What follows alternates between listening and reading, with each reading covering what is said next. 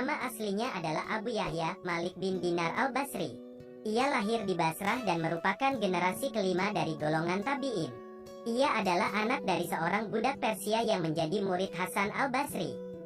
Ia meninggal di Basrah pada tahun 131 Hijriah.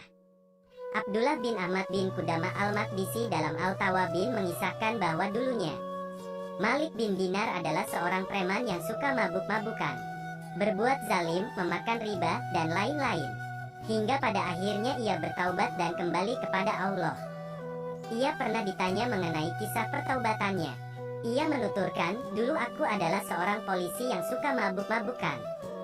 Aku lalu membeli seorang budak perempuan cantik, yang melahirkan anak perempuan yang sangat aku cintai. Ketika ia sudah dapat merangkak, aku semakin mencintainya.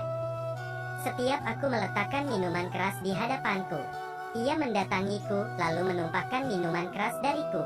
Ketika sudah genap 2 tahun, ia meninggal dunia, sehingga aku merasa berduka atas kepergiannya. Pada malam nisfu Sya'ban, yaitu malam Jumat, semalaman aku mabuk dan tidak mengerjakan salat Isya. Kemudian aku bermimpi seakan-akan kiamat telah tiba. Sangkakala ditiup, kuburan mengeluarkan isinya, seluruh makhluk telah dikumpulkan, dan aku berada di antara mereka.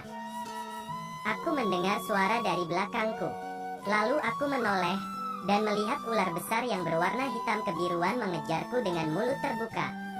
Aku lari terbirit-birit karena ketakutan. Lalu aku bertemu dengan seorang syekh yang berpakaian bersih dengan bau yang sangat harum.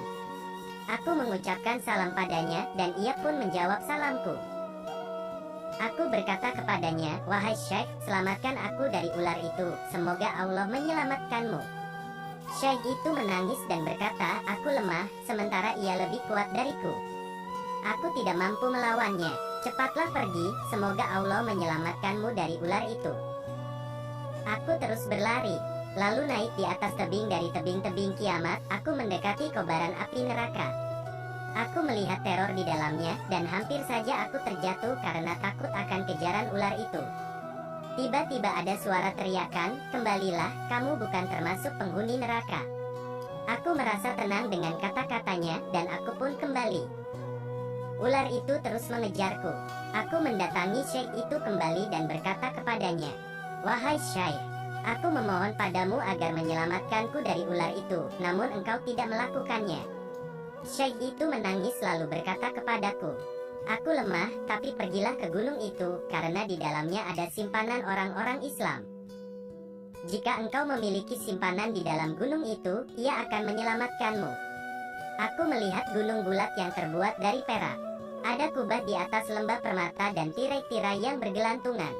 Setiap kubah memiliki 2 pintu yang berwarna merah keemasan bertaburan zamrud dan mutiara. Dan setiap pintu terdapat tirai-tirai dari sutera bergantungan. Ketika aku melihat gunung itu, aku berlari dan ular itu terus mengejarku. Dan ketika aku mendekati gunung itu, salah satu malaikat berteriak, "Angkatlah tirai-tirai itu, bukalah pintu-pintu, dan hati-hatilah. Mudah-mudahan orang malang ini memiliki simpanan yang dapat menyelamatkan dia dari musuhnya."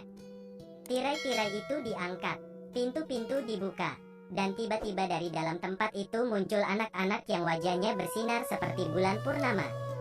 Namun ular itu terus mengejarku dan hampir saja aku putus asa. Di antara anak-anak itu ada yang berteriak, "Celaka engkau! Kemarilah dan mendekatlah kalian semua. Musuhnya sudah dekat dengannya." Anak-anak itu kemudian keluar satu demi satu, dan aku melihat putriku yang sudah meninggal dunia 2 tahun yang lalu. Anakku mendekatiku, dan ketika melihatku ia menangis dan berkata, "Ayah, demi Allah." Ia kemudian melompat ke dalam kereta cahaya yang kecepatannya seperti anak panah. Ia meletakkan tangan kirinya di atas tangan kananku, dan aku berpegangan di tangannya. Lalu ia mengulurkan tangan kanannya ke arah ular itu, dan ular itu pun lari. Ia kemudian mengajakku duduk, dan anakku duduk di atas pangkuanku. Dan ia mulai membelai jenggotku seraya berkata, "Ayah, belumkah tiba waktunya bagi orang-orang yang beriman untuk tunduk mengingat Allah?" Aku menangis, lalu aku berkata kepada anakku, "Anakku, kalian memahami Al-Quran?" Anakku menjawab, "Ayah, kami lebih memahaminya lebih baik darimu. Beritahu aku tentang ular yang ingin membunuhku." Ia menjawab, ia adalah amal burukmu yang kemudian menjadi kuat dan akan melemparkanmu ke neraka. Lalu siapa syekh yang aku temui di jalan itu? Tanyaku kepada anak perempuanku kembali. Ia adalah amal baikmu yang menjadi lemah, sehingga ia tidak dapat membantu menyelamatkanmu dari amal burukmu. Aku bertanya lagi, apa yang kalian lakukan di gunung itu? Ia menjawab, kami adalah anak-anak orang Islam. Kami tinggal di sini sampai hari kiamat tiba. Kami menunggu kedatangan kalian dan akan memohonkan syafaat kepada kalian. Aku lalu terbangun ketika fajar telah terbit. Aku menumpahkan minuman kerasku, memecahkan botolnya, dan bertaubat kepada Allah. Demikianlah kisah pertaubatan Malik bin Dinar. Hingga kemudian ia menjadi wali Allah, golongan tabi'in yang ahli hadis.